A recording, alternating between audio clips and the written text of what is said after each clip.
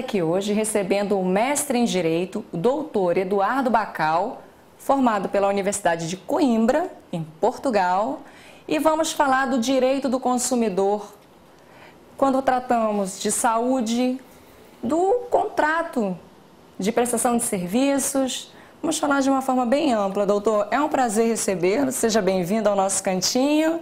Prazer é todo meu.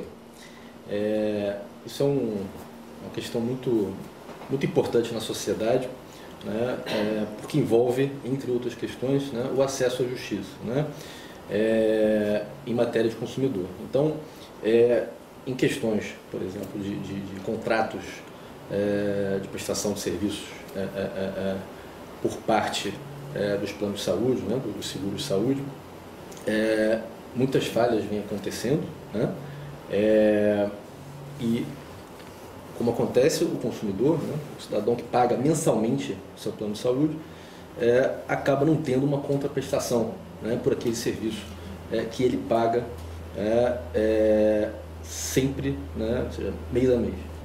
Isso é um problema grave, uma vez que o consumidor, ele, frente a uma negativa de uma cobertura, isso acontece com bastante frequência, e os seguros ou os planos de saúde, eles acabam dando uma interpretação restritiva, né, para os contratos de prestação de serviço e negam a cobertura, né, ao consumidor. Isso é bastante corriqueiro, né? Entre as queixas mais registradas por consumidores, seja no IDEC, que é o Instituto Brasileiro de Defesa do Consumidor, e no PROCON, né, a gente vê inúmeras questões ligadas a plano de saúde. E geralmente envolve ou falta de cobertura, né, dos planos, ou reajustes ilegais, né, que são praticados pelos planos, né, e essas questões, por exemplo, de negativa de cobertura são graves, né? Muitas vezes o consumidor está em situações limite, né?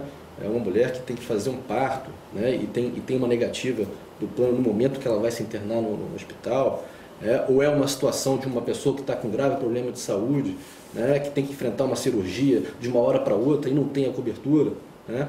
Então, em situações como essa, né, onde o paciente só tem assistência médica se deixar um cheque calção, né, doutor? Exatamente, né?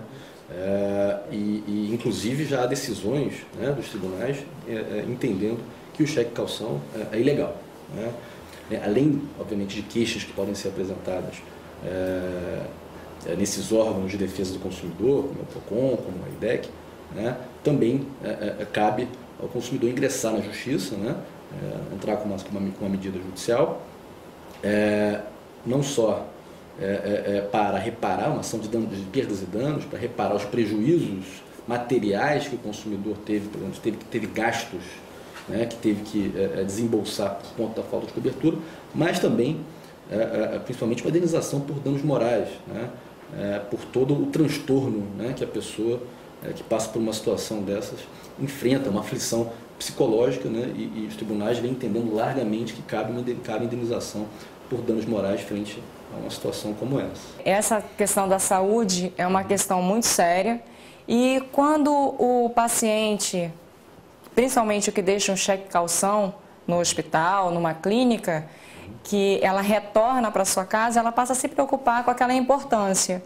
E muitas vezes, no desespero, por não conhecer, por não entender os caminhos legais para percorrer, procura-se um advogado.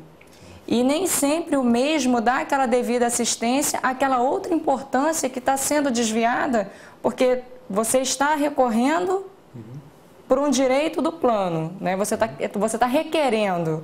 E aí você contrata um advogado, sim, que muitas vezes não te dá uma assistência naquele momento, a assistência que você merecia. De que maneira devemos proceder para percorrer os caminhos e saber o que está sendo feito legalmente pelo profissional da área competente?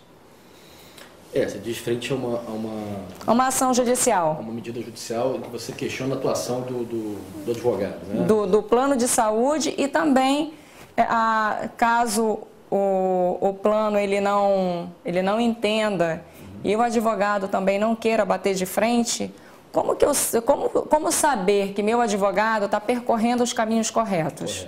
Bom, bem, se existe alguma desconfiança por parte do cliente em relação à atuação do advogado, para saber se o advogado está procedendo da maneira correta, né? Quer dizer, o processo judicial é um processo público, né? Então, hoje,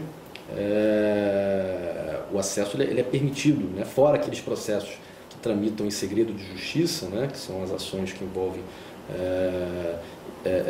questões de direito de família, né? Ou questões de relevante interesse público em que é necessário, né? O sigilo, o processo ele é público. Então, outros advogados podem ter acesso a esse processo judicial, né? E averiguar e fazer uma checagem para saber se o processo está sendo conduzido da maneira correta. Isso pode ser um caminho. Né? Mas um caminho que eu, como leiga, e como parte das pessoas que estão nos assistindo agora no canal, também não entendem e não disponibilizam de uma verba extra, como que eu, como consumidora, posso até argumentar com o meu advogado, não, esse aqui já tentou ir por aqui, já tentou ir por ali, até para dialogar, ter um diálogo mais aberto com o advogado? Claro, olha, em questões que envolvem os direitos dos consumidores, né, em tese, qualquer cidadão pode se dirigir a esses órgãos de proteção do consumidor, como é o PROCON, né, como é o IDEC. Então, se quiser trocar uma figurinha, sabe, olha, o advogado está procedendo dessa forma, como é que eu devo eventualmente contestar, né, as medidas que o advogado está tomando no processo, né, esses órgãos podem dar um auxílio, né, e inclusive fornecer esse subsídio na hora, né, de você, consumidor, cliente, conversar com o seu advogado.